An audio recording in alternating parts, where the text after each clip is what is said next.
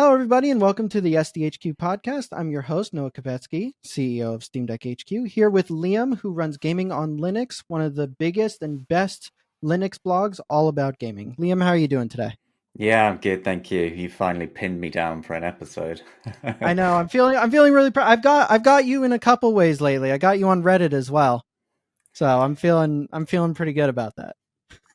Yeah, we don't talk about the other Reddit.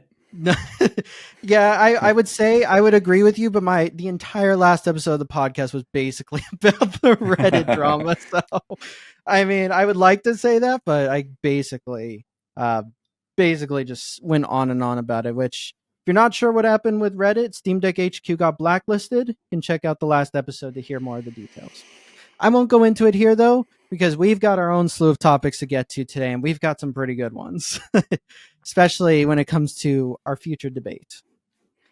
But let's go ahead and start with our recurring topics, which is games that have Steam Deck updates.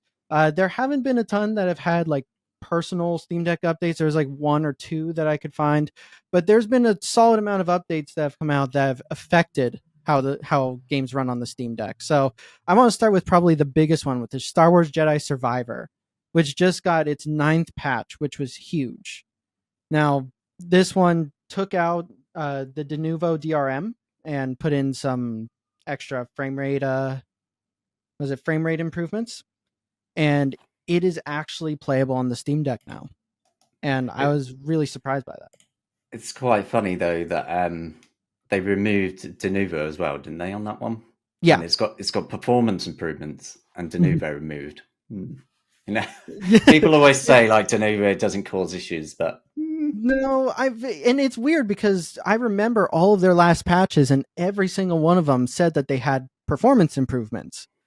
Every single last one of them, and then somehow patch 9 has performance improvements, and then de novo's removed, and now it looks like the entire game can be played at 30 frames per second, which I don't recall it being possible before. the one that got me though, tickled me a bit, is it said the optimizing game file screen has been optimized. Ah, yes, my favorite optimization. No, it's actually kind of crazy to see that is playable. No, knowing how it started, and that all it took was this patch to really see that kind of difference. Yeah, I And remember even trying the intro section of the game, and it was so bad. oh yeah, no, it was terrible. I think I played. In my article, I did mention that it's been a while since I played. I think I played it like patch 6 or patch 7, and it was still like sub 30. And now this, I was playing an ultra performance, and I was actually getting like an almost solid 40, which is fantastic. It felt really good. So I'm genuinely shocked by it, and I'm really happy that it's actually playable now, especially because what is it, Star Wars Jedi Fallen Order, is playable on the Steam Deck, and I that's the way I prefer playing it. But Yeah, I'd say I did finish that one completely, and it yeah, was actually surprisingly good. So I yeah, haven't got around to Fallen Order because I think I last tried it maybe patch 3 or 4, and still, it was it was not great. no, but patch 9, that's the lucky number 9 now. Um, but there was another huge game that got a pretty significant update, which is Cyberpunk 2077, which out of nowhere, same day that patch 9 dropped for Survivor, added in FSR 3 and XeSS 1.3. I haven't tested it myself yet, but from all the gameplay I have seen so far of it at FSR 3, it's marginally better. I wouldn't say it's like significant, but I have seen implementations of FSR 3 that were injected into the game that actually are running a little bit better. Um With the frame generation as well, that'd yeah. be quite interesting. See, frame gen, I like the idea behind frame gen a lot. Like, I think it's a really cool idea, but trying to play any game with frame gen under 60 frames per second just significantly degrades the experience. Like, there's a ton of input lag, and a lot of times there's stuttering. And I think there was a little bit of discussion about this around Space Marine 2, which you can inject frame generation in FSR3 through there's a Patreon locked mod or tool that we can use, and that's the one that was tested on it, and it was. I remember people saying it was much better, but it's just numbers. There's no way that feels good. The So biggest problem that I have with stuff like not just FSR, but frame generation as well, all of that stuff in general, especially if we're talking specifically the Steam Deck as well, is you're already at a low resolution.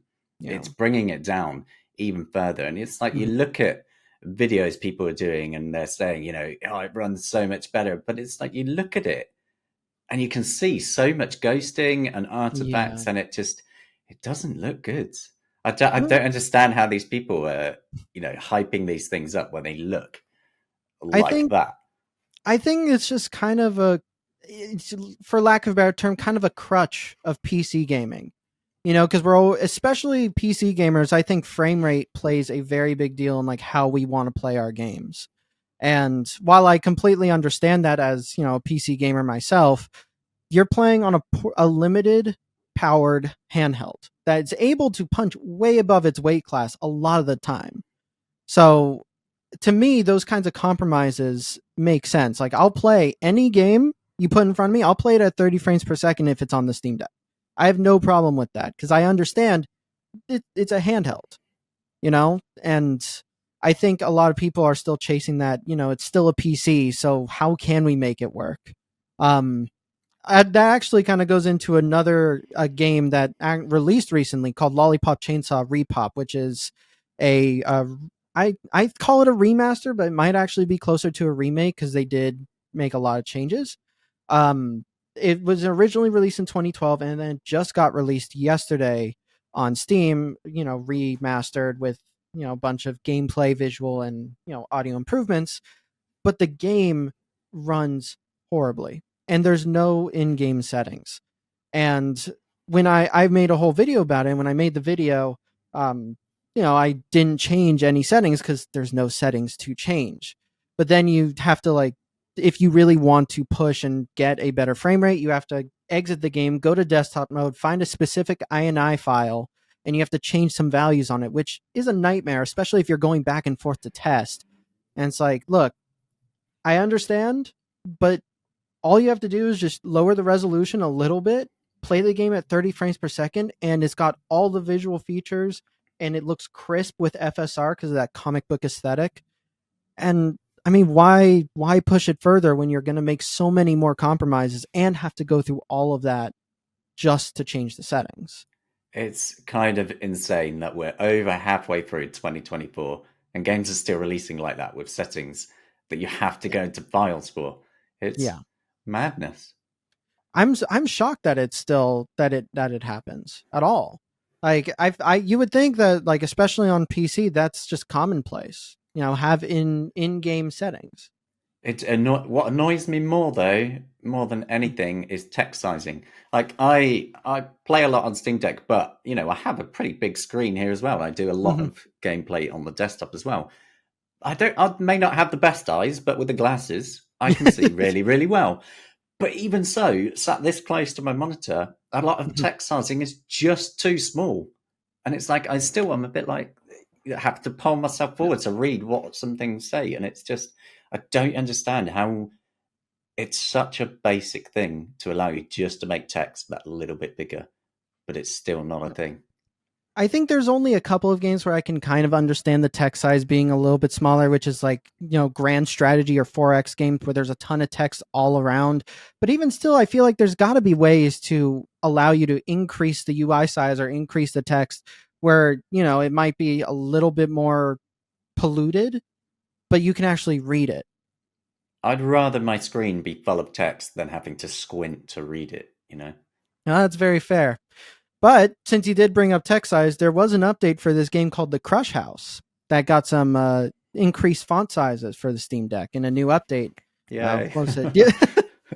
See, you did the perfect segue into that one. That was beautiful. But it's a small update. There were a couple of other issues that were fixed in it. It's this. It's actually a really cool game. It's from if I remember correctly, it's from Devolver Digital, but you're basically playing as a cameraman or like a producer behind the scenes for like one of those really like shitty reality shows, like where they put like a bunch of people into one selective area and are like trying to pair them up, and like so you're You know, basically filming and producing it and making the decisions and dictating how it goes. So I'm that's gonna have to it's look kind of that up. cool. I haven't heard of that one Yeah. actually. I'll send you a link for it because I have it up here. But yeah, it's basically it's a TV show in the 1999. I say the 1999 because I was going to say the 90s, but then I just said the whole. Um, but yeah, it's a really cool concept, and I like a lot of Devolver Digital's work. So it was just one I had to check out, and lo and behold, we've got an update. So yeah, that's kind of nice. Devolver Digital absolutely do some of the best smaller games out there, hands down. 100%. No, I'm really excited for their most upcoming one, which I'm going to look up really quickly to make sure that I'm not about to butcher uh, who this game is published by, because I'm pretty sure this is Devolver, but I don't want to say it because then I'll look like I don't know what I'm doing half the time. Okay, it is the Plucky Squire. I was about to say, is it that one? Because that looks, the idea of it is genuinely cool. Oh my god, right? I love that kind of stuff, and it's so cool to see, and like it feels like just looking at the gameplay and the like screenshots and trailers, it feels like it's molding a lot of different gameplay styles into one game, and I love that kind of stuff. So I'm super excited for it. Hoping that I'll be reviewing it in the next, you know, at some point. But you know, it looks phenomenal. The one other Star Wars game we talked about Star Wars Jedi Survivor. There's one other Star Wars game that recently just started running on the Steam Deck, which is Star Wars Outlaws. And just a quick recap: before this was before I want to say a couple of days ago, you could launch Star Wars Outlaws into the main menu, but you could not load into a game because it would crash, go to a black screen. Recently, one of our friends, Deck Wizard, uh, discovered that you can actually start going into the game. There must have been some in-game patch because he didn't do anything different than what was done before, and you can actually go into the game and start playing it. Fortunately, it is horrible. And when I say horrible, I mean sub 30 frame rate the entire time, crashes, no controller support, doesn't recognize the Steam Deck's gamepad, and it's Some yeah, parts of it looked like a slideshow. It was so yeah. bad. It's so I was so disappointed because I the game plays really well on like so I've been playing it on the Ally X for our review because I'm still reviewing it. Ubisoft did send us a key. But I've been going through it on there, and it's just I'm not sure exactly why it's running so poorly on there. I think I remember reading somewhere that the game has forced ray tracing on and you can't turn it off. Don't quote me on that. That's what I heard. I should just check the settings. I have the game, but I, for whatever reason, did not think to check the settings. But regardless of the reason, I like the game a lot, but it's just not Steam Deck playable. So avoid it if you're trying to play it on the Steam Deck. But back to some good news. There was a recent update from Ubisoft, same company, that the Crew 2 and the Crew Motorfest are getting offline modes, which is kind of exciting because the games themselves can't be played on the Steam Deck due to anti-cheat. And I'd like to think they put that update out as a result of the Stop Killing Games petition, because Mm-hmm. that went to the UK government. It's going through the European Union, if I've got that right.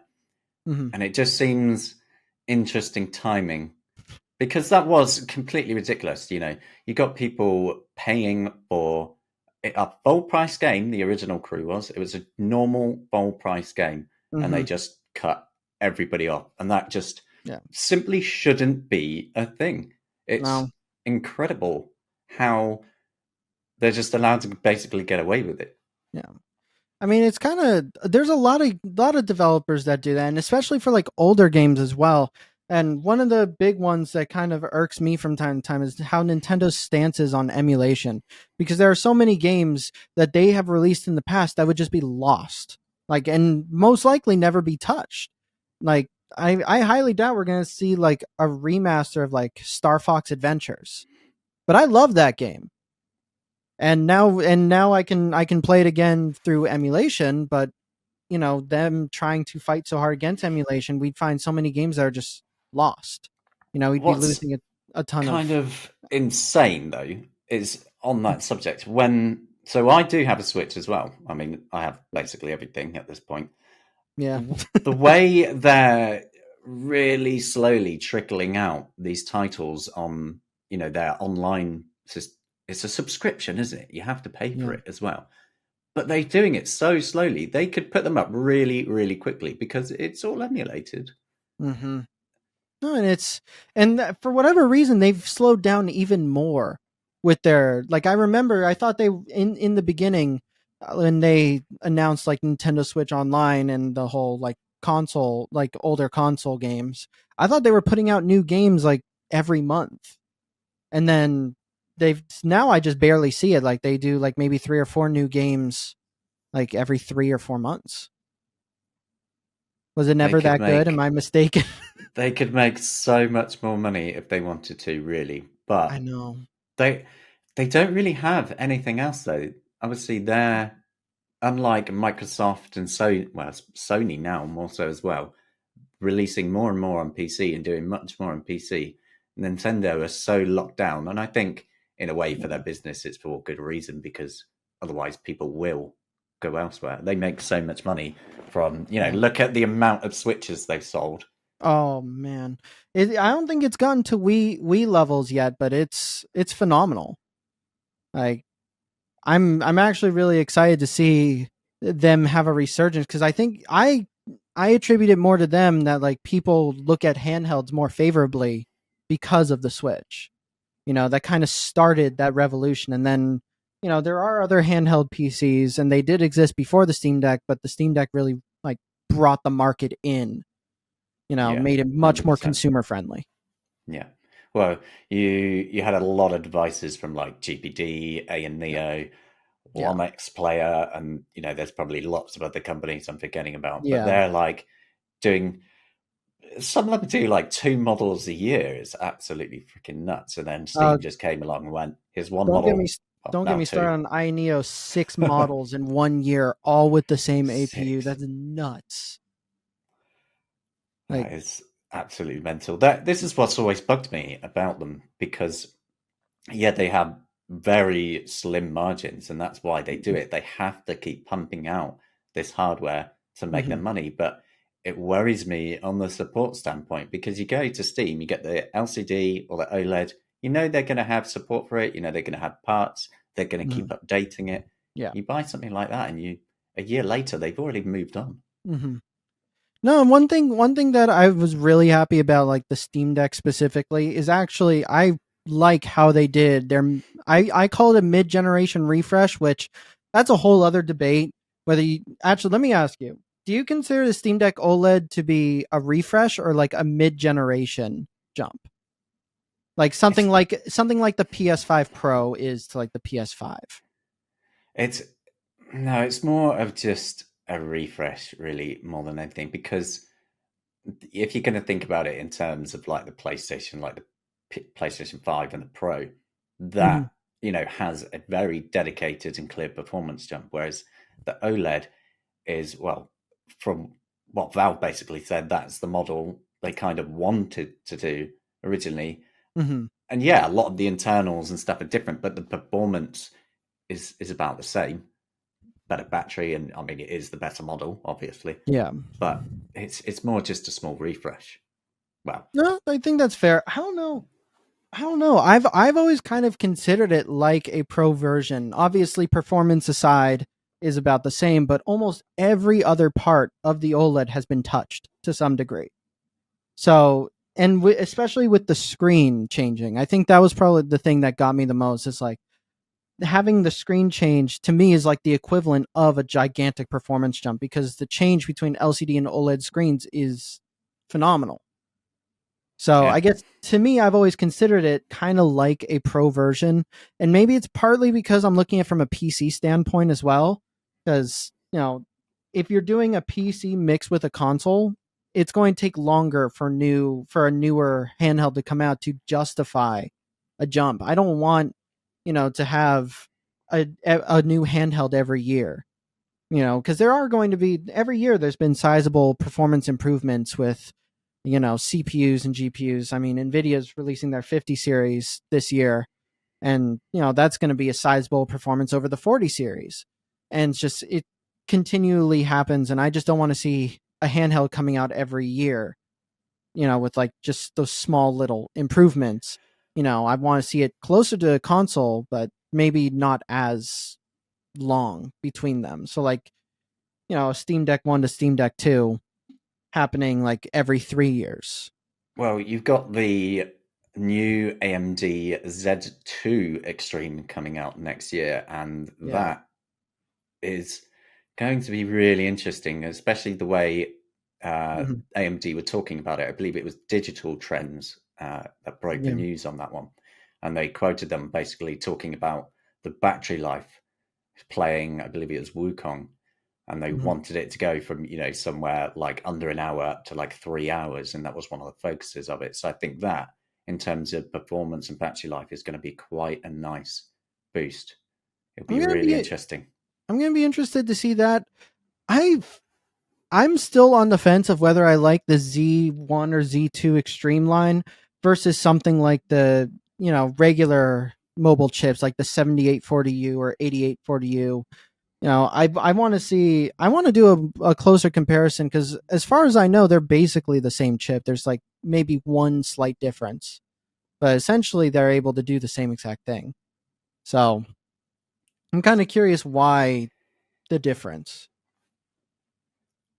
A lot of it is marketing, I think, Yeah, really. I could see that. Um, but speaking of marketing, Dragon Quest III, the HD 2D remake, got Steam Deck verified, which to me at this point, the verified badge is just more for marketing versus anything else. But I'm very excited for the upcoming remake. So On that subject, there was a post on the Gaming on Linux forum recently, people talking about the verified system. And again, our friend Deck Wizard, I saw one of his videos about Baldur's Gate 3 on the latest update. And this is a game that has been verified for so long now. yeah, And yet, even with the latest update, it's still like 20 frames a second and under walking through the yeah, city. It's like, how? How is it verified? I mean, it's not hitting even the baseline a lot. no, no, it's not. And I think we see a lot of this happening more often than not, especially for bigger games. I mean, not most recently, but one of the more recent games that did get verified was actually the upcoming Dragon Age. And if you're looking at the CPU and GPU requirements, yeah, it is within the Steam Deck's range, but the RAM requirement is 16 gigabytes, and that's not factoring in VRAM that may need to be used.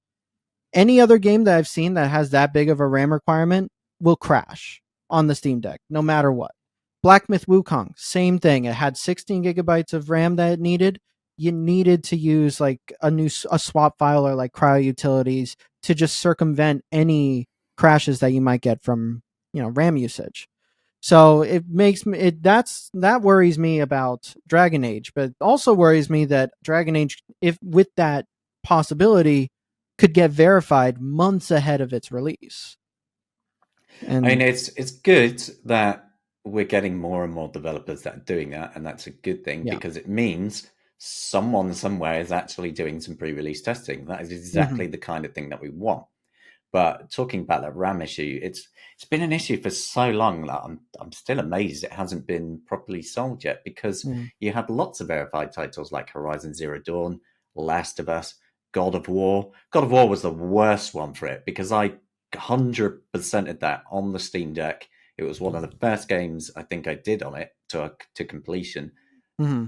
and it was just constant crashes where you would see, because I shouldn't, but I do always have the overlay on where you see everything. But that's just me because of, yeah, and I'm sure you do a lot of the same as well because of what we do.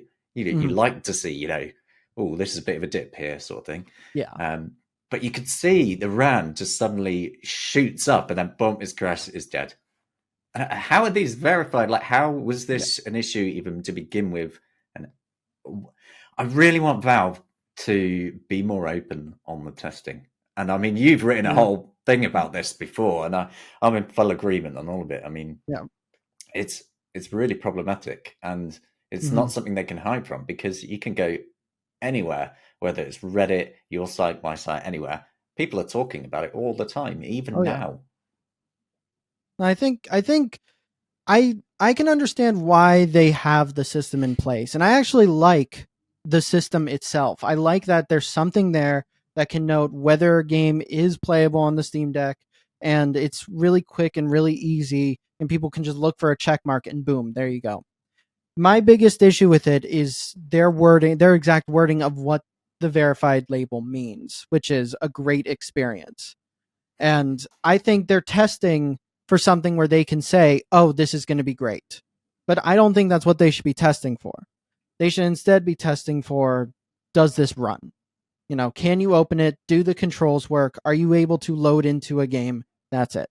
And I think that's what it should be for. Like, I don't think it's a good idea for them to try to say, okay, well, if there's a green check mark, you're going to be able to play this game and it's going to be a great experience. Because I disagree with that. I would love to see Valve actually put in more manpower to verify that a game is a great experience and test it.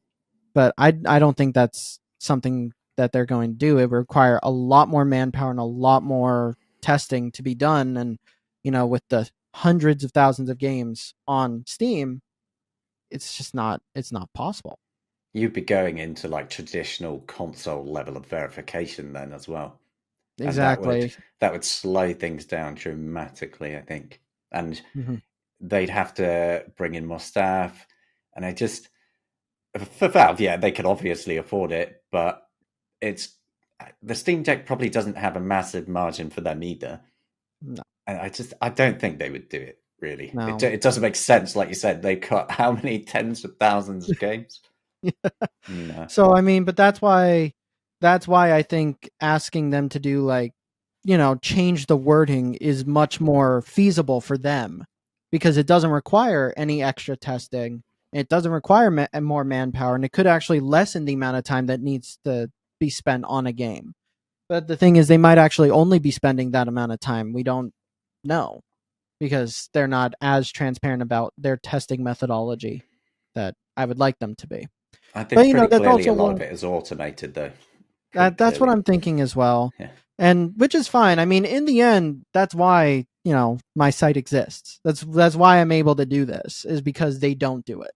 So I can't really be too upset with them about that. But it would be nice that, I think, like you said, a lot of people do have their issues with the verified system, and they're justified. I mean, I remember when Remnant 2 was released and it came out with the verified badge. It was horrible. It's gotten better, but it was horrible on release. There's no way that should have been verified. And I would argue same thing for Baldur's Gate 3. I mean, as much as it is an amazing game, and it is an amazing game, there's no way that someone would have a great experience from the beginning to the end on Baldur's Gate on the Steam Deck. No way. There's no way.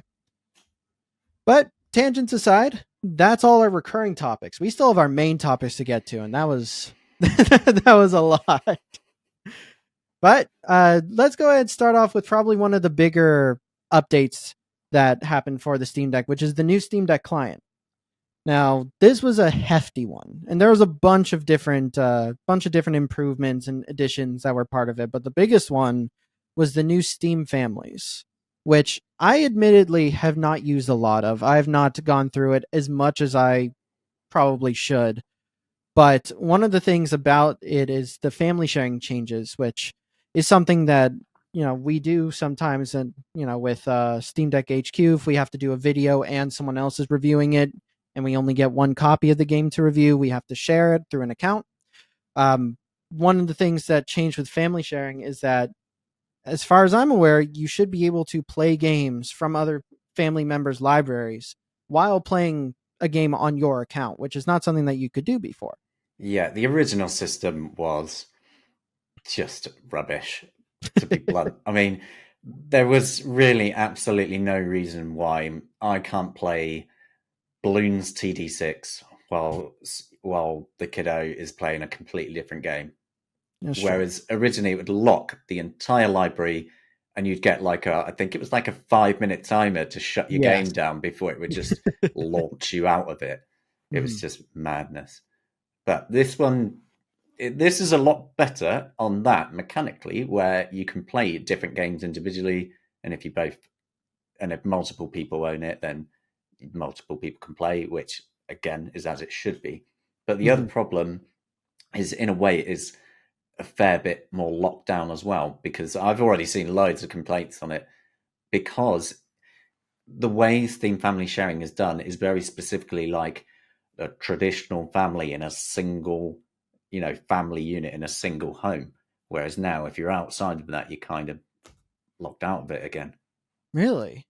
Yeah. It's interesting. I definitely need to play around with it a little bit more. As a new father, I kind of like these new, like the more control that you have over it too. Like there's a whole new parental control feature, and you can kind of monitor how much your like the other accounts on the family that are marked as children are playing games, and like how much time they're spending and what games they're playing.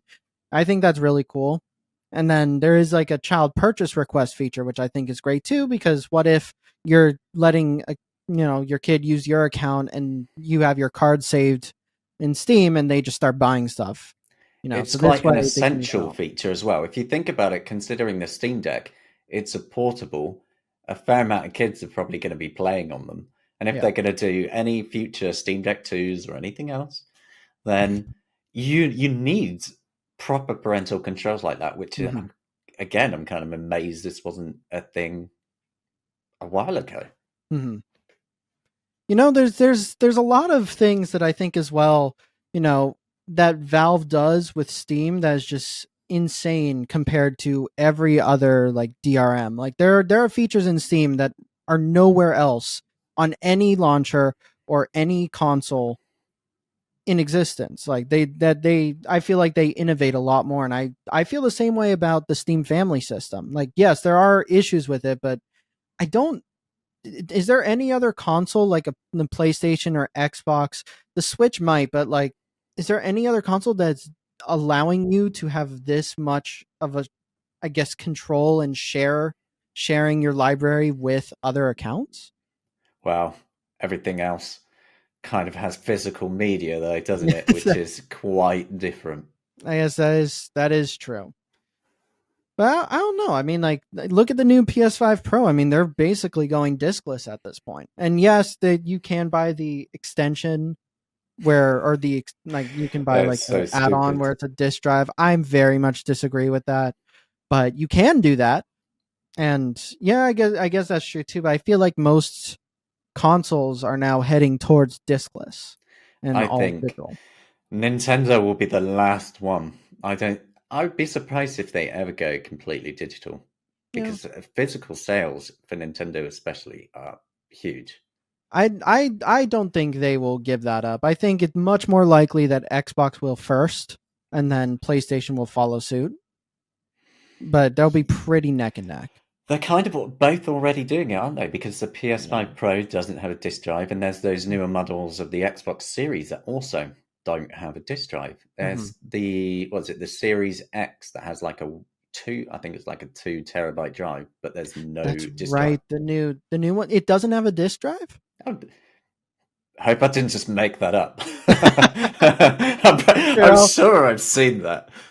I'm gonna look it up just to be This is 100% one of sure. those don't quote me moments. I might have read something accidentally in a press email, but Well, I will make sure just to be 100% sure. Oh no, it looks like there's actually a disk drive.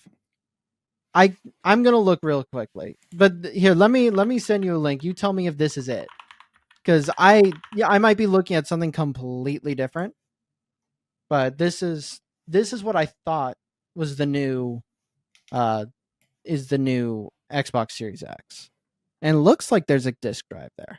Okay, Parallels have made that up. Well, I mean, to be honest, with how Xbox is running right now, I wouldn't be completely shocked to hear that they were releasing a console without a disc drive. Oh no, I was right. It is real. I didn't just make that up. I've just found it. Wait, what? There is a discless Xbox Series X digital edition. Yeah. Okay. Okay. So they So it's are not so there's testing the but there waters so there. there but there is still an option with a disc drive. Yeah. It's just there's also an option without it. Yeah. Yeah. Is Yeah. there a price difference? Like, Probably. Yeah. because that's the thing. At least with the, I mean, we'll see what they do if they do a mid-generation refresh, kind of like the PS5, PS5 Pro. But at least for these, like the Xbox Series X is still offering a disc drive version, whereas the Pro is not. And then you have to pay $80 to get, an extension to allow you to do that, which I do think is a bit ridiculous.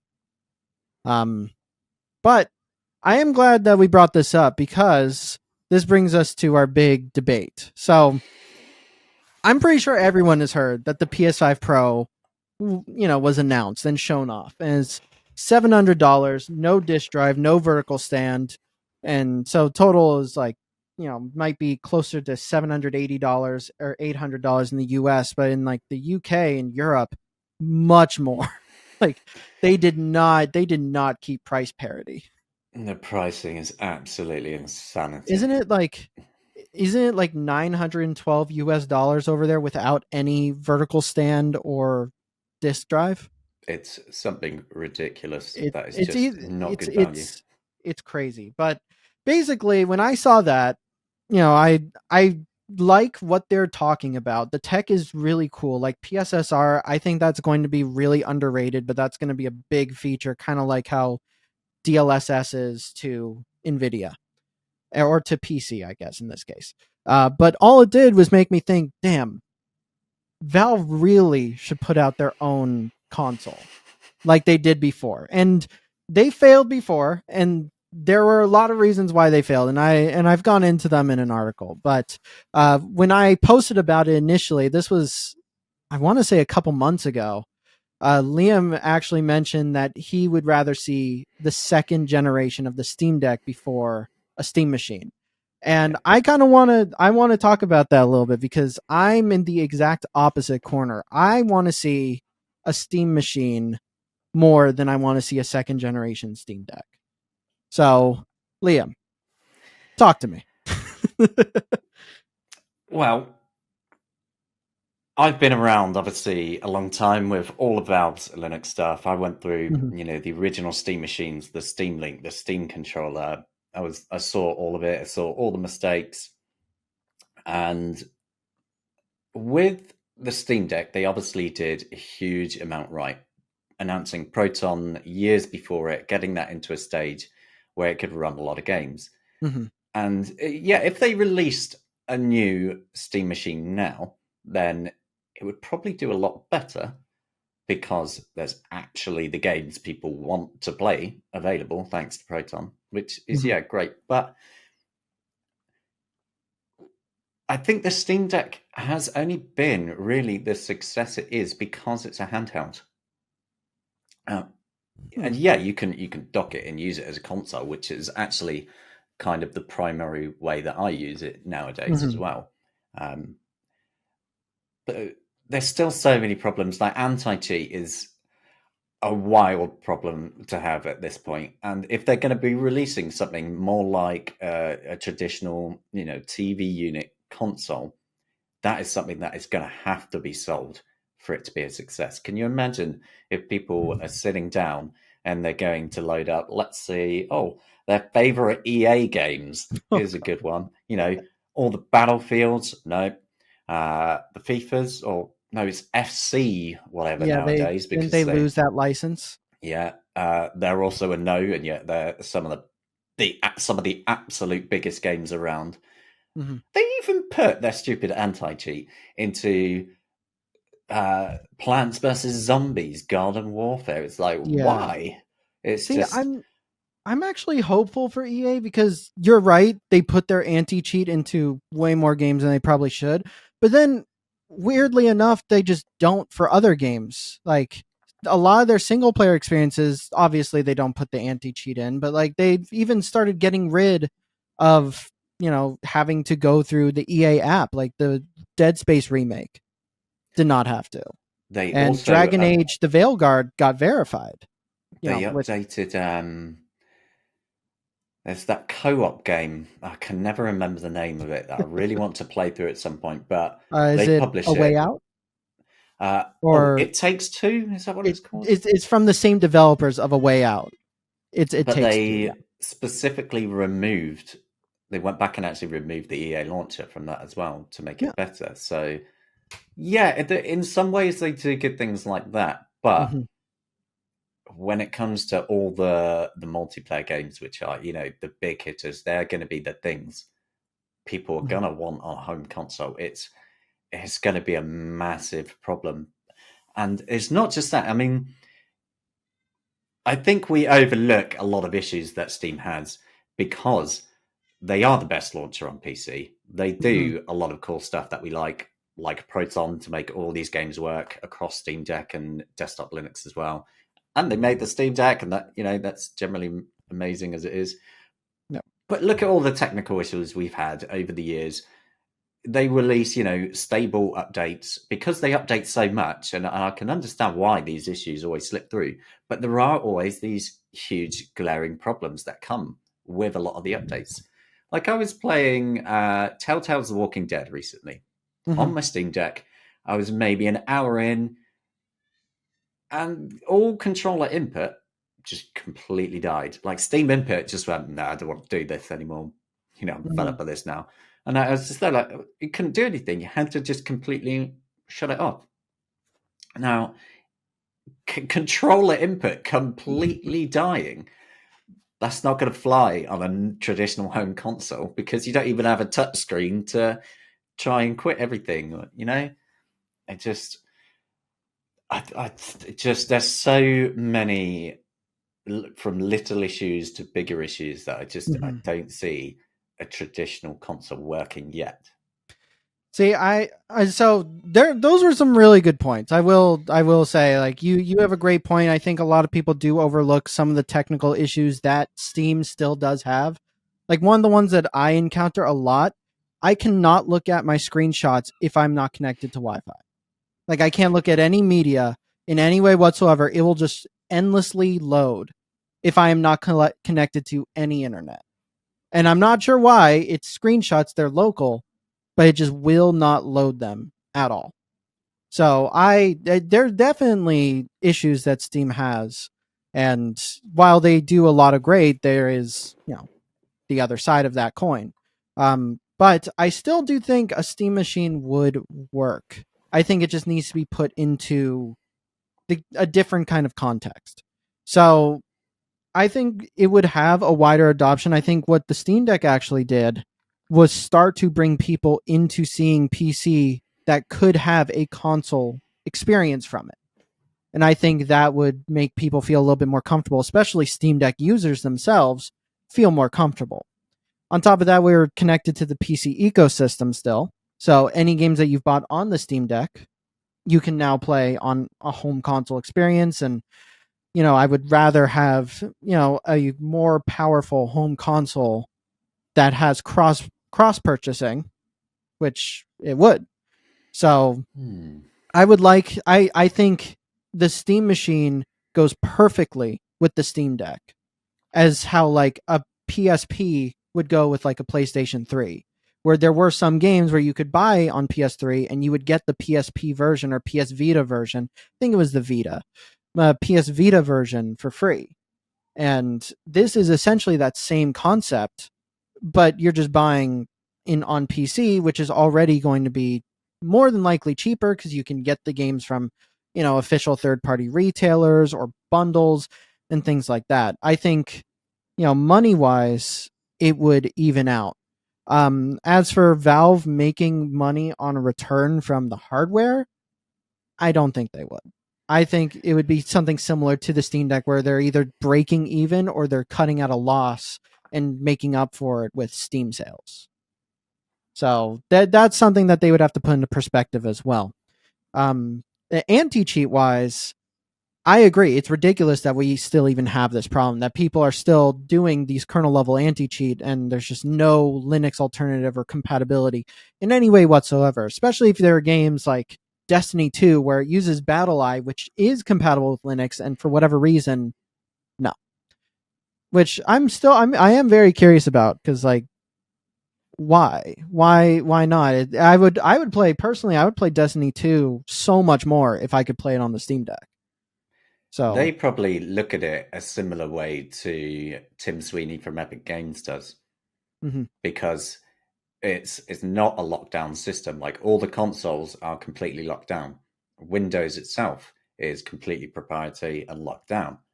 And when you look at the things that Tim Sweeney from Epic has said about it in the past, it's the increased attack vector, because people technically can go directly into every single thing about the system. And if they have the knowledge to do it, they could change whatever they want. And I've always kind of understood that side of it. But I also think that there must be a way to make it work. And I'm sure there is. There's people obviously a lot smarter than me that can figure these things out. But yeah, it's such a big problem, and it annoys me a bit. yeah, no, I would like to see, and I would like to see more compatibility. And it's luckily, like, since you brought Tim Sweeney, like Epic Games itself is not compatible on Linux. There's no Linux version, but thankfully we have things like Heroic, where we can access the library and still play the games on like the Steam Deck and on Linux in general. But I feel like this is something where if people would get behind it, I think Linux would dominate the gaming space. I really do. Like, just I wasn't really familiar with Linux as much before the Steam Deck. That's what really got me into it and starting to learn and research. And it is a much nicer experience overall to just use as a computer. Like, that's probably the thing that surprised me the most, was when I went into desktop mode and was just so clean. I wasn't bombarded with like pop-ups of Cortana or the new Copilot AI. Like, and then all this other stuff that Windows might install. Like, I've had Windows installs with like, what is it, Norton? Hate that kind of stuff. I don't want any of it. And there's stuff like you can't get rid of, and there's ads everywhere, and it's like, with Linux, with SteamOS specifically, it was just so clean. There was nothing on there except for Steam and all the tools I needed, like all the basic stuff and all the tools I needed, to get more stuff that I'd want. It's beautiful.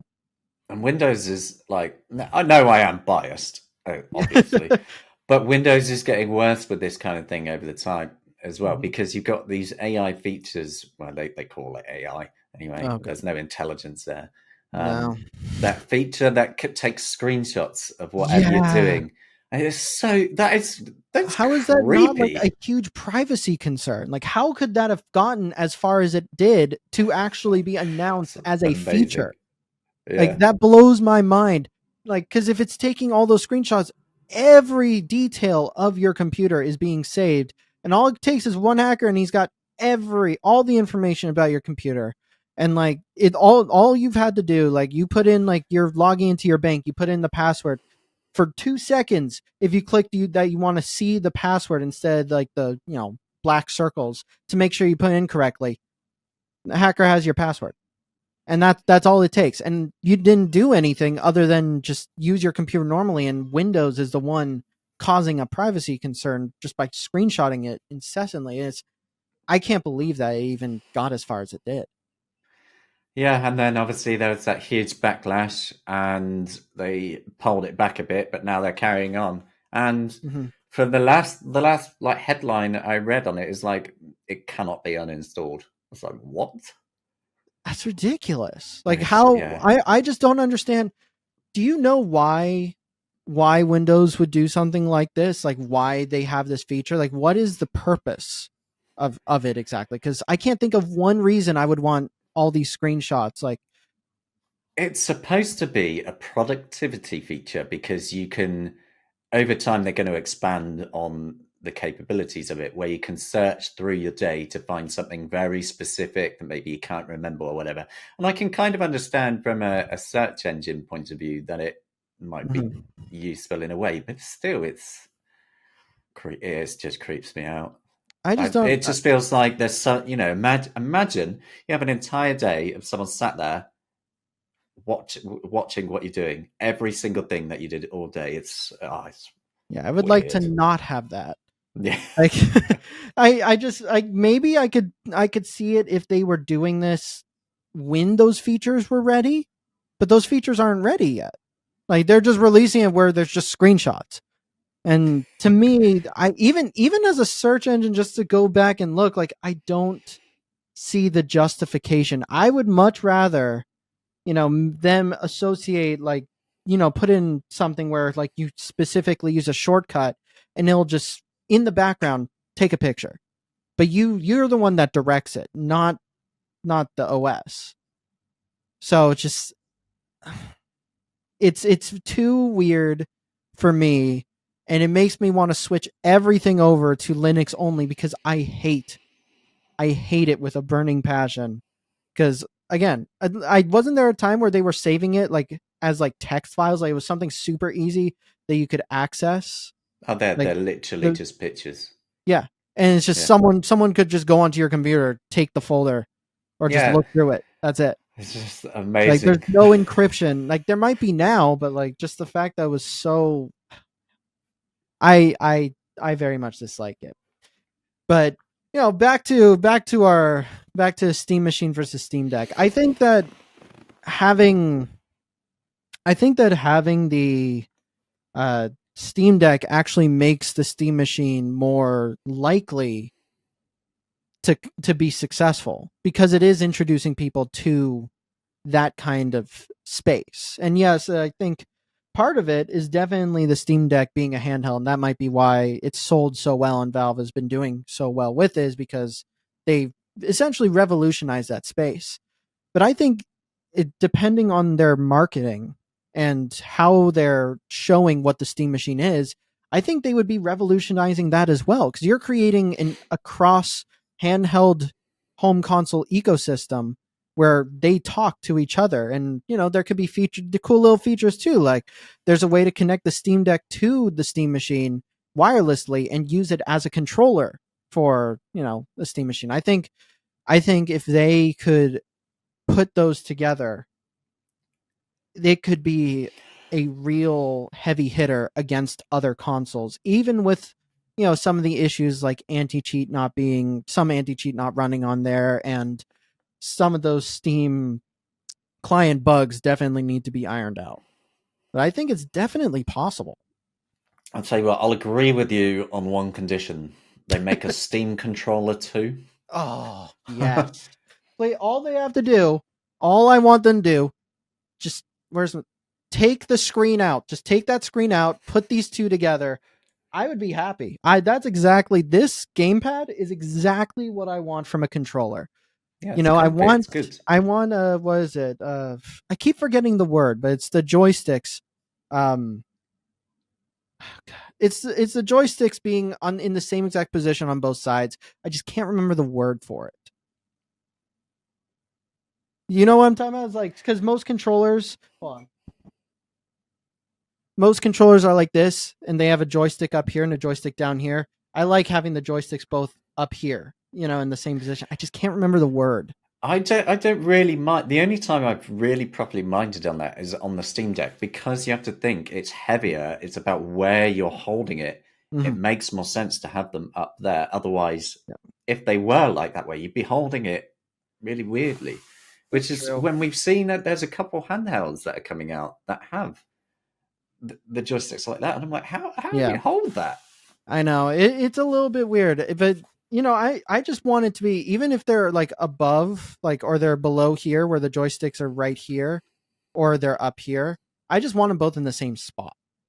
Like that's my biggest thing, and that's what I love about the Steam Deck's gamepad, and I want to see that in their next controller. But like even on like I have two of their original Steam controllers, and I, other than the handles, I hate the handles. I like everything else about the controller. I think it was like way ahead of its time with what they were trying to do. And then they just added in Steam Input, which is mind blowing. Probably one of my favorite features about Steam itself is Steam Input. I think it's just a genius idea. But no, I would love to see like a second Steam controller that takes inspiration from the Steam Deck itself. That would be like a dream to me. And if that ships with a Steam machine, sold immediately. Yeah, day one. 100%. But I think it would be cool to see like those features as well, like, connecting the Steam Deck wirelessly to a Steam machine and using it as a controller. I like that.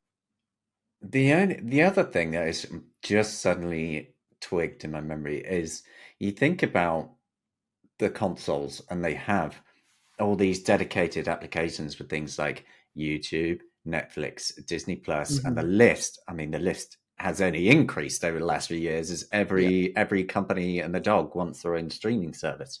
Mm-hmm. They will also need to, not necessarily need to, but I think it is becoming kind of essential with how many streaming services there are and how Yeah. popular they are, that I think they would need to get these companies on board as well for it to work properly. I think they Because everyone I know that has a console yeah. also, it's also their primary streaming machine for these Mm-hmm. services. You see, I agree, I completely agree with you, but I don't think they have to do it. And the only reason why is because the Steam machine would not only still be a PC, but the community that surrounds these machines is insane with what they build. I mean, just from the Steam Deck, we have NonSteamLaunchers, which will auto install Yeah. all launchers and set it up for you, and we'll do some streaming platforms as well. Like it'll set up GeForce Now and XCloud for you. The So and issue then we have there like again, Gamer Deck. though, So I mean, is like, even though, yeah, you can get them working on stuff like Steam Deck, and you can, like, even on my desktop now and then, I might watch a bit of Netflix, like on a different screen. But mm, one of the reasons that you have to get all these companies on board is most of these streaming services where it's watching like Netflix or it's playing like GeForce Now, you get a low resolution. I think the majority of them will cap out at about mhm, 720p on any Linux platform.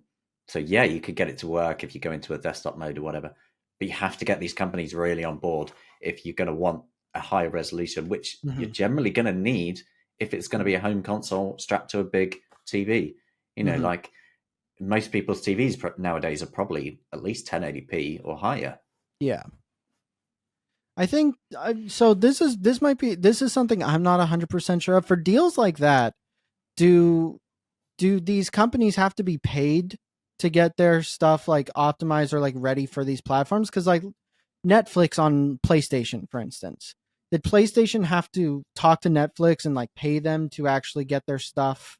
Like, No, because these companies sell tens of millions of units. see Then that they that's want what to be on there. yeah. I think with the Steam Deck as a with the Steam Deck as an example, I think Valve does have a shot at that. Because they're not only just sell not they not only are just selling like the Steam Deck and they can use that, but they still have Steam and they can use statistics from that too. Maybe there's even some way that they could try to integrate, Netflix like compatibility directly into Steam, and all they have to do is be like, look, there's millions of users on Steam. We just want it to be compatible with Steam.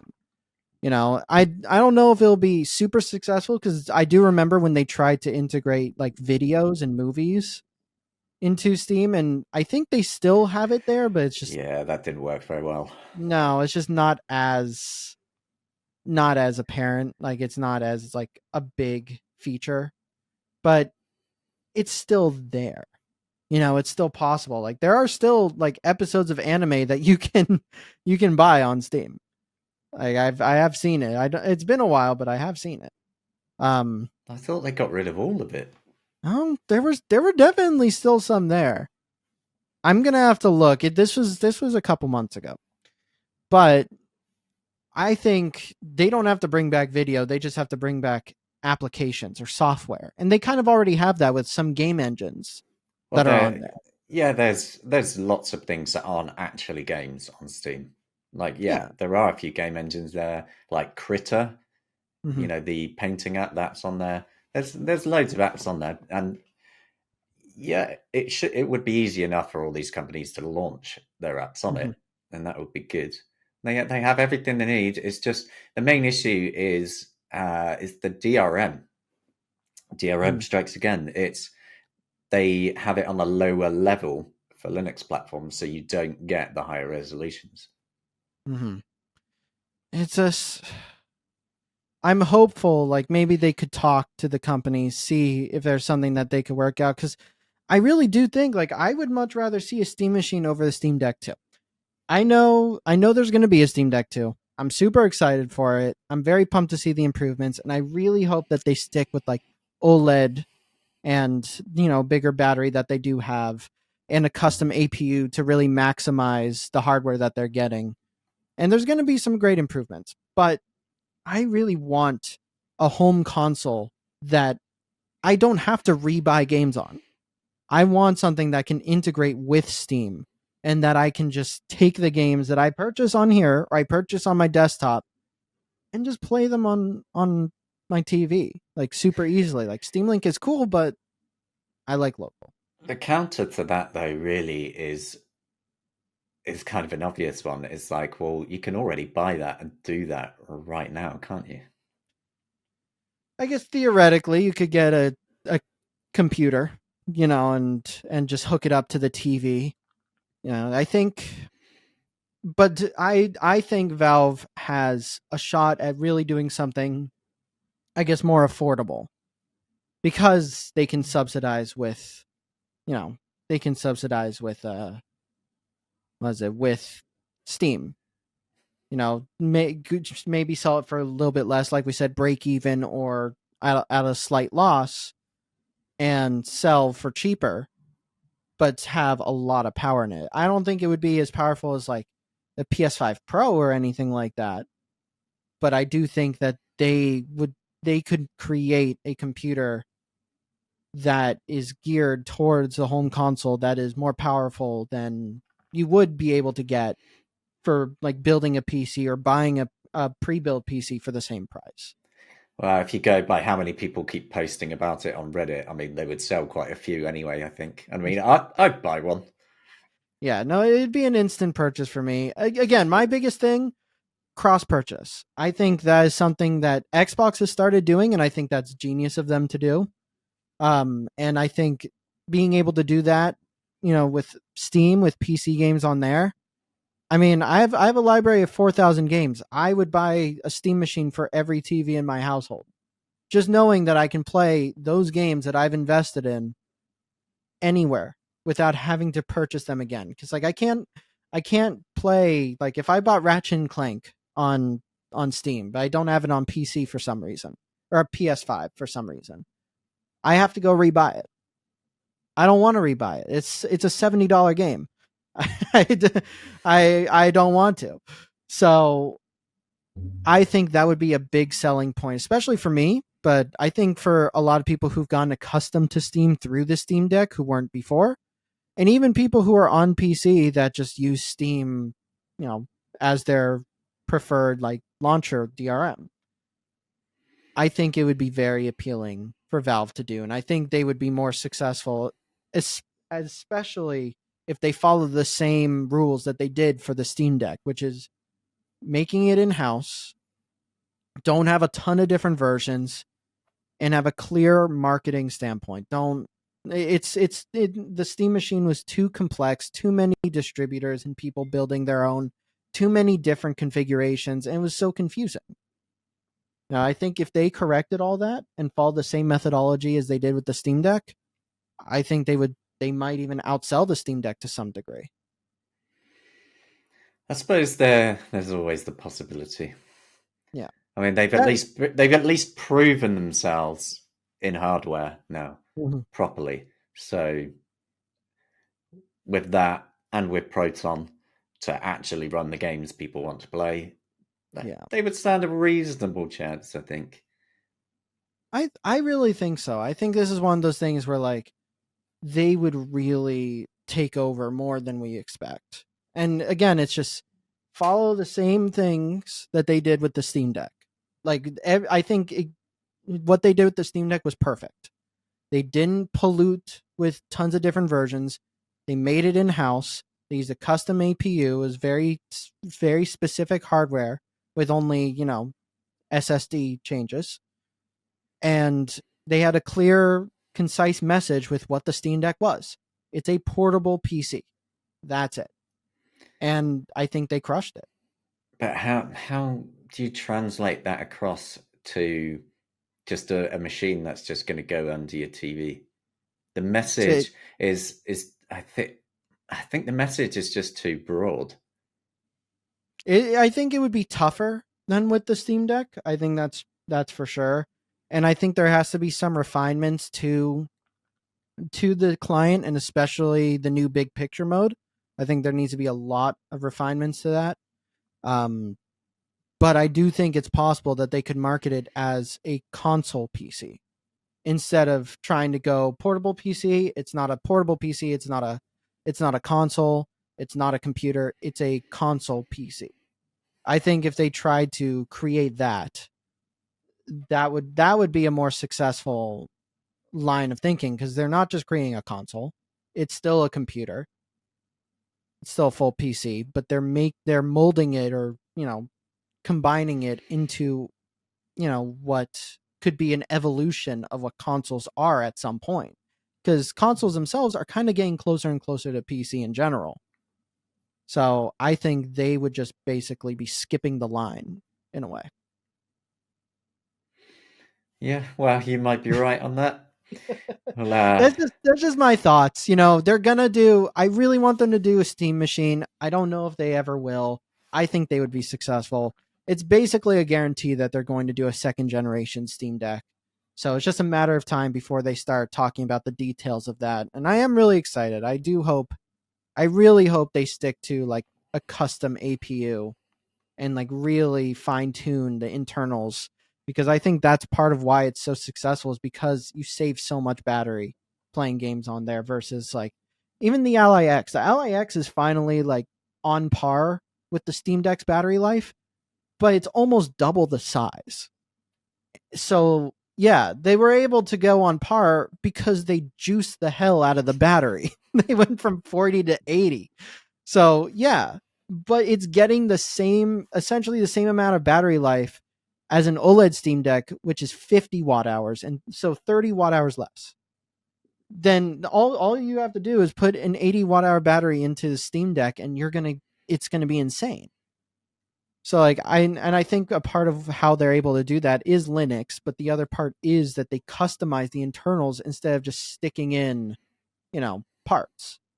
And that's something I think Valve is really the only one that's done that, because like all the other handhelds either use the Z1 Extreme or the Z1 or the 7840U or 8840U, and then you have Valve, which custom made a chip. I really think that makes a huge difference. So maybe we'll be back here in what 3 years' time, and you're showing me off a Steam console, maybe. if I would love, that's something I still would love. I would love to actually be able to talk to Valve more than I do. I don't really. It's so hard to get a hold of them.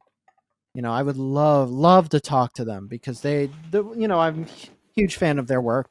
Obviously, I made a whole website about it, and I've been using it for 15 years. But like, man, I would like to talk to them. I would love to do like an interview with Lawrence or Pierre on like on the podcast or something like that. I think it'd be really cool to talk about this kind of stuff. But They are notoriously difficult to pin down. I know. And Yeah, understandably, I mean, knowing their like internal structure, I'm sure all of them are busy. So yeah. I mean, I completely understand. It's just I wish that they had a little bit more time so that, you know, I could try setting something up and talking to them about this kind of stuff. One day. But I'll definitely once a Steam console is announced, I'm gonna have you back on so I can show it off. You can This just say finally. you were right, basically. Yeah. That's why. That's why. Uh, but yeah, no, I mean, either way, I think we'd be happy with honestly both of them. Like a Steam Machine, Steam Deck 2, I think we'd be both happy with anything. You know, either or. It's still optimistic. But other than that, there were some solid updates for the Steam Deck in general, or like Steam Deck stuff in general. Like since we're talking about the Steam Deck 2 a lot and Steam Machine, the older Steam Deck LCD models went on sale to celebrate Steam's birthday. Though one of our writers, Oliver, told me that those models might be sold out in the UK already. Yeah, I'm looking at it now, and in the UK, they are completely out of Yeah. stock, which is not unexpected. This happens every time because the prices are insane. I mean, a They're 512 fantastic. gig LCD is less than £300. Yeah. It's No, it's nuts. amazing value.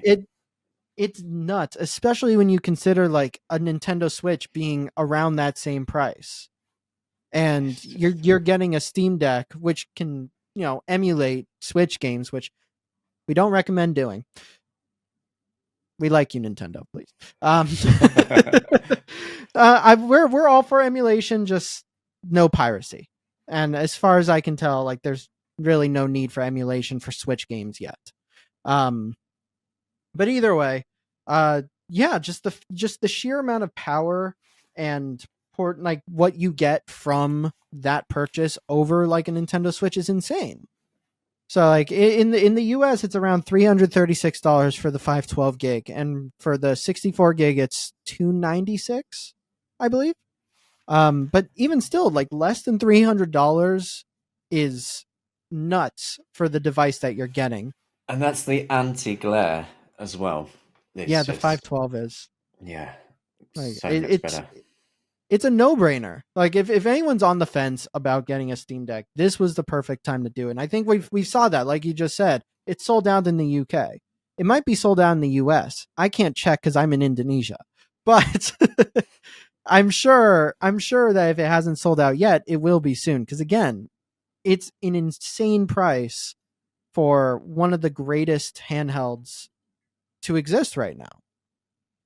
So it's a perfect entry level, especially with like the Ally X being $500 more, Well, they and that's put the sale on until September 26th, so yeah. they've probably got more stock they're going to put up, I reckon, if they're doing a sale Mhm. for that long on them. They wouldn't put it that long if the Yeah, stock was that low. They that's a must good do another point. drop at some point. I hope so, but they're not manufacturing any more of those consoles, which to me is like, why would there be drops if they're not manufacturing more? Marketing. Eh, It's fair a enough. Now it's a people way can to get say, people excited about it, isn't it? Like, I oh, they've I guess dropped some more. Quick, pick it. that's a good point. People say that it's sold out. It probably drums up more curiosity because, like, oh, how did something sell out that fast? Yeah, exactly. No, that's a good point. It But yeah, works. no, if you're on the fence about it and it's available, it's definitely worth a look. Though I think most people, if they're watching this, they probably already have a Steam Deck. Probably. Yeah. Probably. Hey, But for you can those, do a lot with two though. Dual wielding, you know. yeah, dual wheel. I've got two right there, and I've got two in the new apartment. Like I'm fully loaded. Um, for both my hands and my feet. But for those who have Steam Deck, there have been a couple of cool little updates on there in general.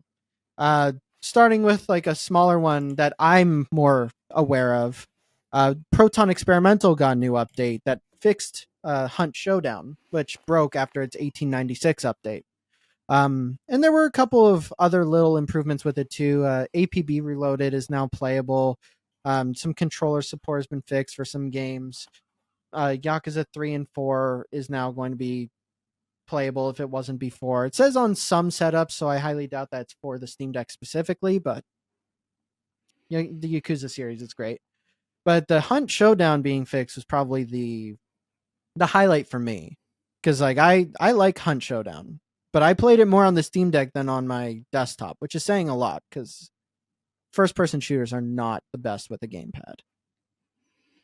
Yeah, not on PC Mm, because we don't get all the console, well, helpers yeah, will pull like you some towards them, right? slight like auto aim kind of Yeah. deal or aim assist.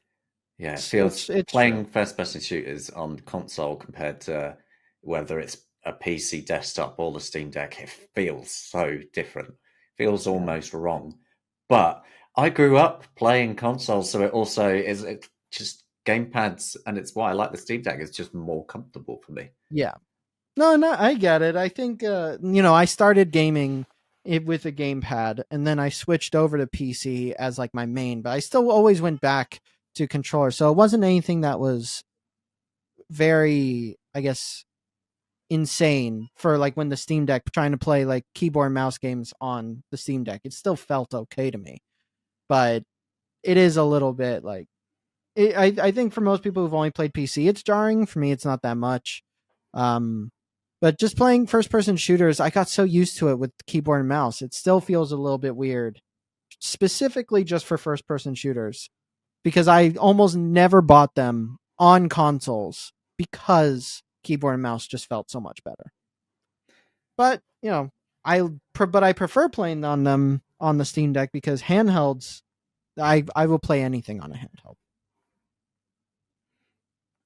So yeah, but that's not the only thing. We also had an update to Decky Loader.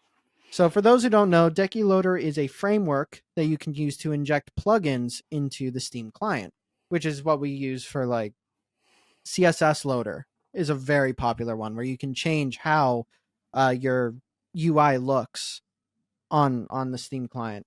I But use it mainly for the Proton database plugin.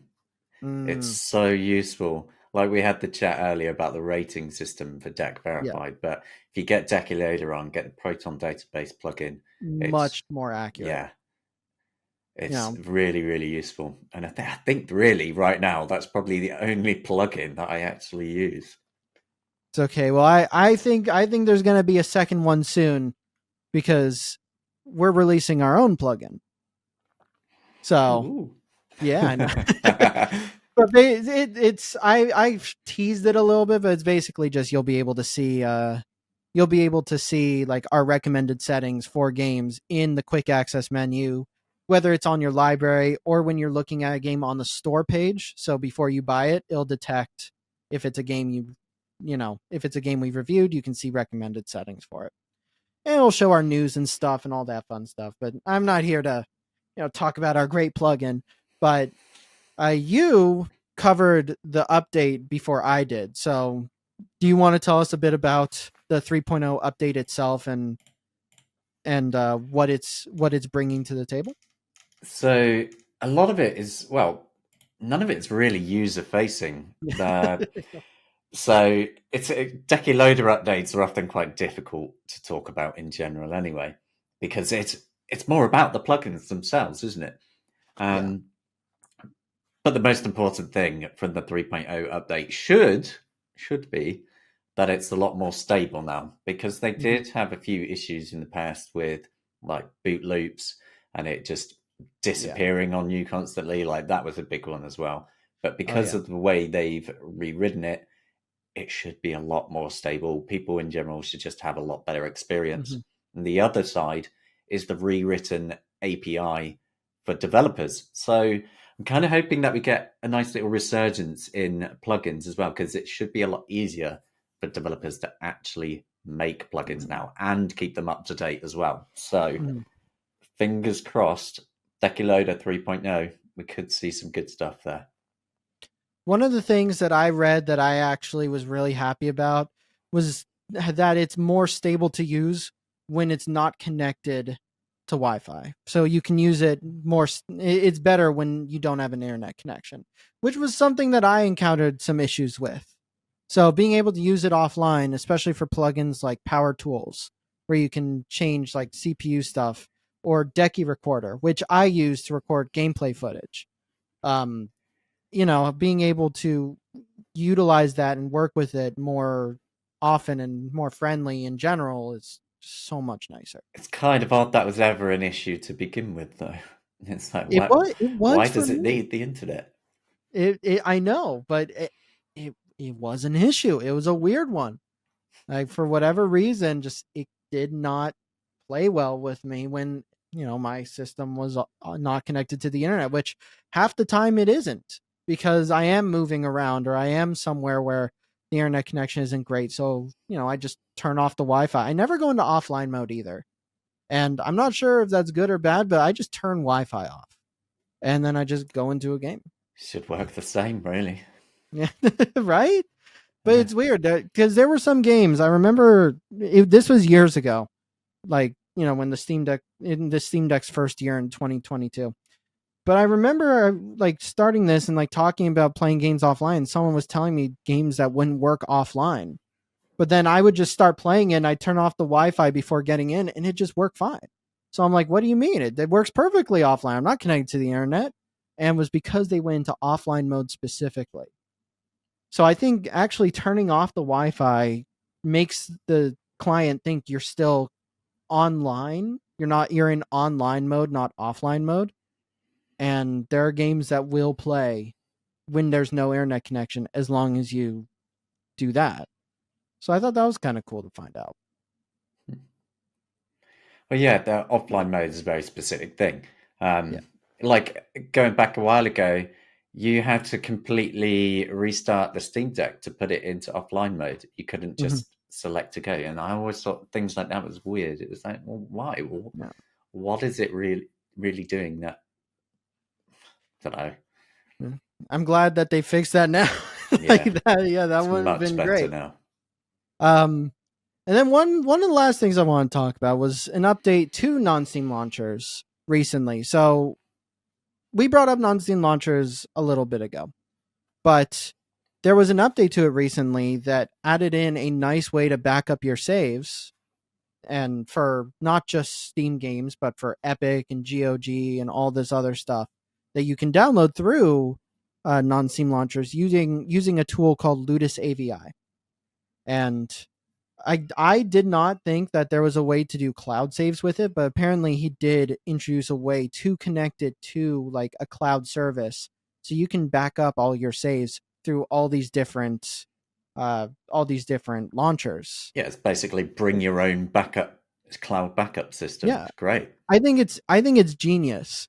I remember one of the things that I actually tried doing, probably one of the first projects that I tried to do when I launched Steam Deck HQ, was actually using Ludus AVI to bring cloud saves from the Steam Deck and put them on a Windows PC. But because the paths are so different, because Proton versus, or like the Proton, uh, oh my god, prefix versus like the Windows path, Yeah, it's very different. folders inside Yeah, folders inside folders, and it just goes on there for a was no while. way to like there was no way to do it, and it was like extremely hard. It worked to transfer the files to PC, but I wanted to see if I could find a way to get it to implement the files into the games automatically, and it's just the paths did not work. But I think in general this is a great tool, especially for games uh that don't have cloud save support, especially the ones of outside of Steam. Because I know, does Epic Games have cloud saves through like Heroic? Is that one I'm not sure of. Yeah, that one I'm not entirely clear on either. I believe GOG does for They some games.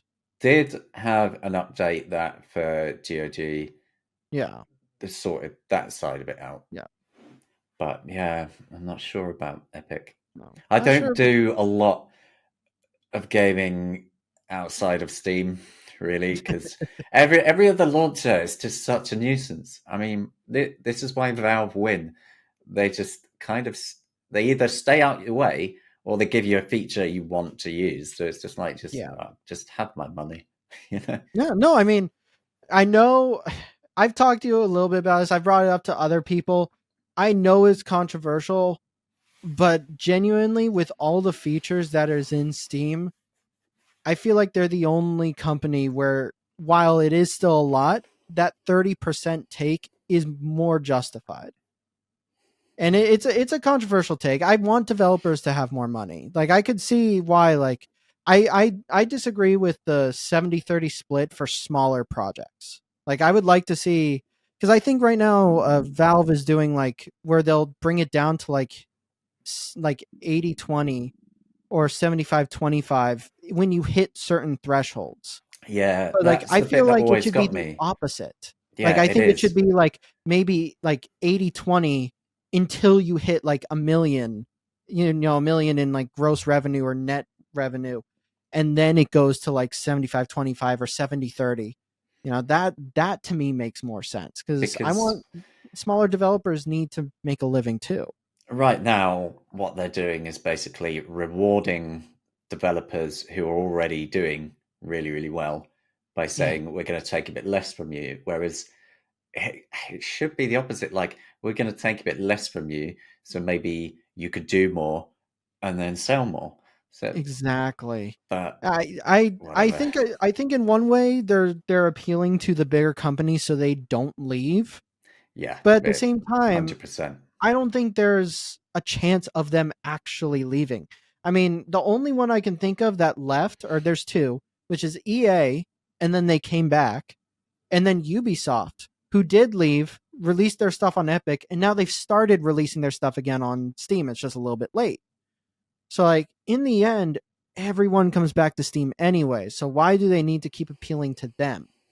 I think it should be opposite, because there's indie developers and much smaller teams who need more funding and are not getting it. And that's why, like, things like Epic's exclusivity deals make more sense to them, because they're getting a like guaranteed sum of money just to release their games on Epic. And these could be amazing games, like Hades, originally launched only on Epic.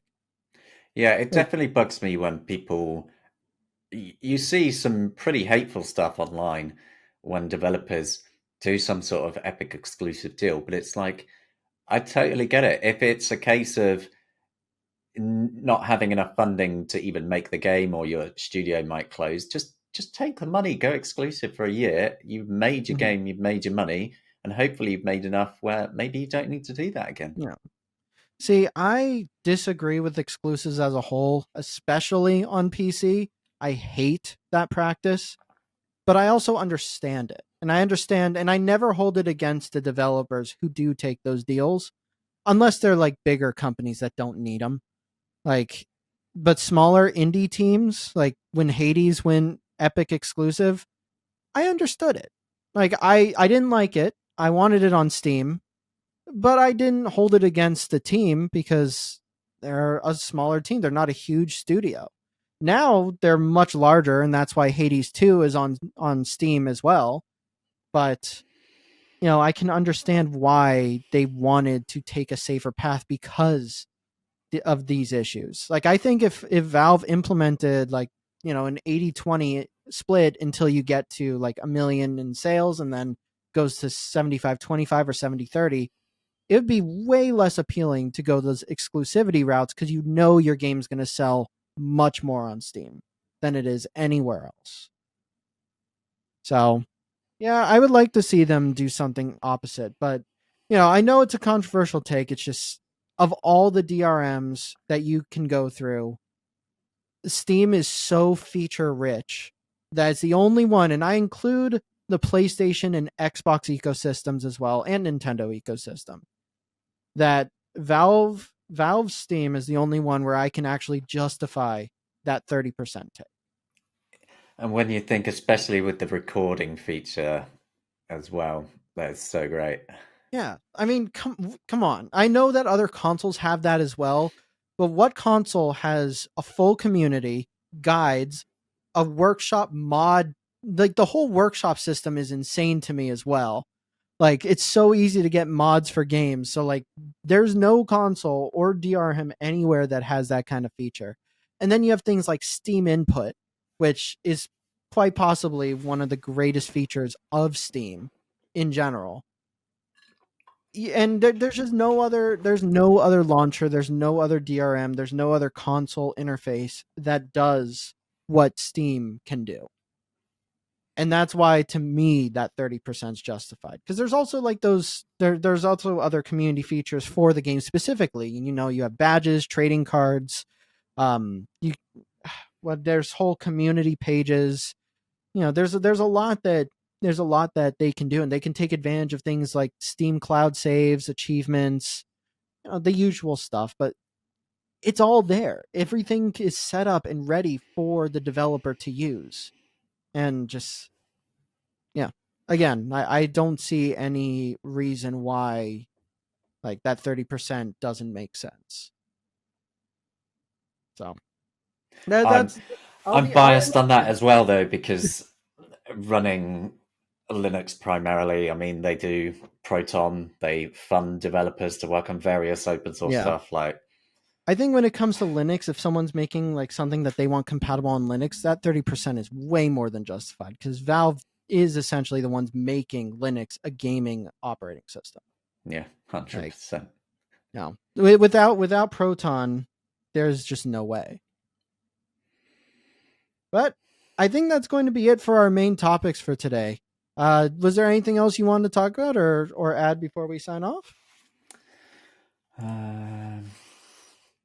Deadlock. Okay. You got my invite, right? I wanted to know. Yeah, no, sorry, go on. You got my invite. So I did. It came late, but I did get it. Yes. Have you properly played it yet? I have not. I have it downloaded, and I've been ready to boot it up, and then I either pass out or I remember something else I have to cover, and I'm like, shit. So no, I have not properly played it yet. Deadlock I think it is going to be big. Well, when you look at it, it's invite only still right now, and it's breaking over 100,000 concurrent players each day quite easily. And that's why it's invite only. Yeah. It's such a weird game. Like, I understand why Valve's done it, but every time I go to play it, I have to remind myself it's not a shooter, even though it's wrapped up in a skin that looks like a shooter. But it is a MOBA. It's all about the abilities, but it's a 3D MOBA, proper full 3D. So it's also now about the movement in it as well. It's just getting my brain around that is quite difficult, because I want to play it a bit more like a shooter, but it's really not. Yeah, you have guns, but the guns are all weak. So it sounds like it sounds like a Valve game. I will say that they tend to push into weird directions with their games to some degree, and I feel like Deadlock sounds like it's one of those as well. But when you're playing, let me ask, do you feel like the 100,000 concurrent players and like the high, like I guess the high amount of play time it's getting is in part because it's a Valve game and Valve doesn't really make a ton of games anymore? Yeah, definitely. Yeah. Yeah, but I think there's probably a healthy mixture of people that like stuff like Dota 2, League of Legends, and so on. I think there's going to be a fair amount of people from those sort of areas who are interested in it as well, because it is a MOBA. Mm-hmm. It looks really interesting. I remember seeing footage of it, before it went. I'm going to say more public, because there were people leaking it everywhere. It was basically like an open secret. But I remember seeing a lot of gameplay. I couldn't really pin down exactly what it was. Like I knew it was It's third person, odd. but and like you said, it looks like a shooter. But like I couldn't pin down exactly what it actually was. So it's kind of interesting. I do need to play it still. I really need to play it still. One of these days I'm going to. Can you like queue up with people? Like could you get into like a party and queue up with like a friend group? Yeah. Okay. Then you'll probably hear from me at some point about that Yeah, we'll have a game. cuz you'll carry me. Oh, I Um don't know about that. trust me. I'm horrific I at it. trust me, you'll carry me. Um, but since I haven't played it yet, how is it on the Steam Deck so far? To be honest, I haven't tried it on the Steam Deck yet. It's Really? one of those. I can't really imagine playing it on there because it is so ridiculously competitive. Like when you've played a match of Deadlock and you're maybe about halfway through, some of the fights get really, really intense, and your movement and your aiming as well, considering a lot of the abilities need pretty good aim. I can't Interesting. imagine doing it on sticks. You No. know, it's kind of crazy. Like I would imagine that their next game they would try to make fit really well on the Steam Deck as well.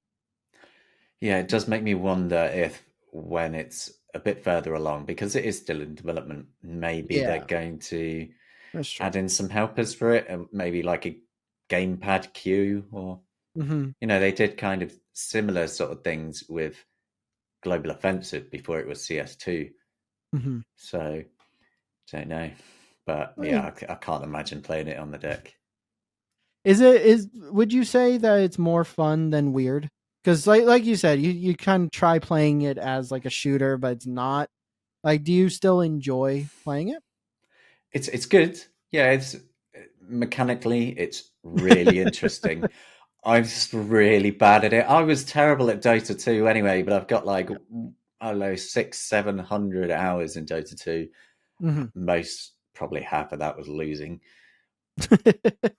I'm just yeah. Maybe when I get better at it, I would enjoy it more. But just in terms of general game mechanics, it is really interesting. I really need to find the time to try it. I Yes, you do. really do. Like it's something I want to play. I look, you know, and it's a Valve game. That alone makes me want to play it. But it's something that I really need to find the time to play because recently it's just been like I've been going all in. I'm finishing up a review right now for Wild Bastards, which will be out by the time people watch this. Really fun game as well. But like it's just there's so many games to like be playing and testing and doing, and it's a lot. So I'm going to try to find the time, and then we'll queue up, we'll get Deck Wizard, and we'll all go for some Deadlock rounds. Yeah, we'll do it. We'll do it. Awesome. All right. Well, I think that's going to be it for the show. Thank you so much for coming on. I'm glad I finally got to whittle you down into into doing this. But it's great to talk to you. I think this is the first time we've actually properly talked like this as well. It's Yeah, yeah, it like will be. we've talked a lot over message, but like not like this. So this was nice, and you're awesome to talk to. And again, thank you for making the time to come on the show and talk to me. Yeah, it's been good. These kind of things are super rare for me, so yeah, it's Well, good. that just makes me feel honored that I got to pester you so much to the point where you're just like, all right, fine. I think I've been on camera in this single digits in my life for something like this. This just not my thing. To be honest, I'm surprised that you mentioned a webcam and that you're on camera at all. I when we initially talked about this, you wanted to do it off camera, which is completely fine. So I was kind of surprised when I messaged you, just join whenever, and you mentioned a webcam, and I'm like, oh, I totally expected. I Well, it totally is did. easier, isn't it? Otherwise, you're just talking to like what do they usually show? Just like the initials or Like something. an avatar, Yeah. or there is a was it we did a podcast episode with High Tech Low Life, and he has like an animated avatar, kind of like a lot. God, I forgot what they're called, but it's like rigged to like follow his movements. But it's all up to personal preference because this is a podcast, so it's mostly for audio. Um, so I was surprised because I had every expectation that it was gonna be like talking to a picture or you know something along those lines. Again, totally fine with that, but that's what I expected. So it was a shock, but even still, it's great talking to you. It's great seeing you as well. I think it does add more to the discussion on top of that because I can see how you react. It's interesting. Yeah, yeah, that's a good. I never thought about it quite like that, but gauging how people were going when you're talking just about anything, just face to face is easier. It makes it better. Yeah. Yeah, that's why like for the YouTube videos that I do, that's why I've been doing it with like my face showing. Like there was one person on I think it was on the last podcast. No, not last podcast. It was the lollipop video where I had a really nice comment where the guy said that if I didn't show my face, my video would do better. It was really really nice, kind comment. And but it's just like, yeah, good for you. I think it's kind of a blessing he gets to see my face. But you getting to see like someone's reactions in their face, I think it adds another element of depth to what you're talking about or what you're showing. It's more relatable if you Yeah. see the person. Yeah. More personal, more relatable. And Hmm. yeah, It's just like a streamer. A streamer usually has like their like self cam or like their face cam in like the corner and shows them playing it. Like I've seen way more successful streamers doing that versus ones who will only show gameplay and just talk. I think there is some, what is it? There is a good reason behind that. personality sells. It's as simple as that, I think. Exactly. But either way, thank you again for making the time and coming on the show.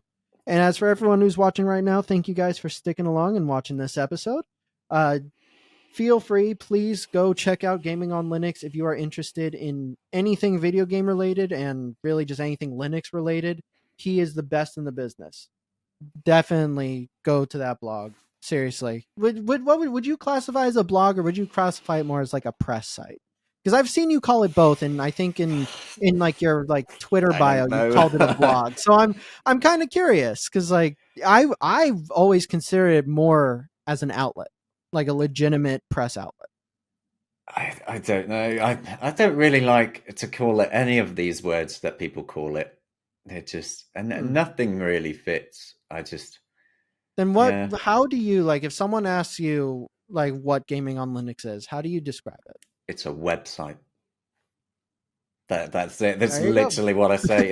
It's a website. We do our thing. Whatever. Fair enough. Go to the Gaming on Linux. It's a great website. Yeah.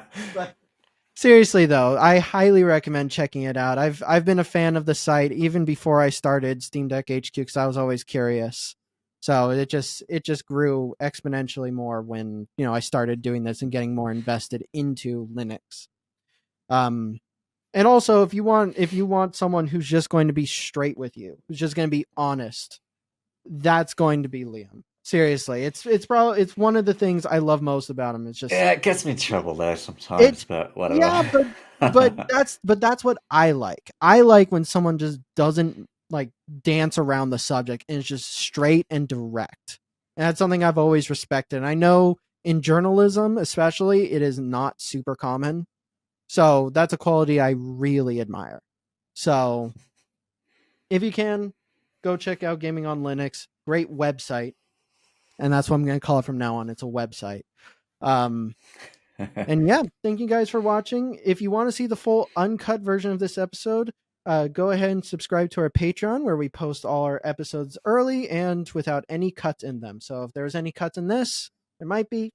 I don't know. You can watch it over there. But either way, again, Liam, thank you so much for coming on the show. Thanks. Yeah. And we'll see you guys next week.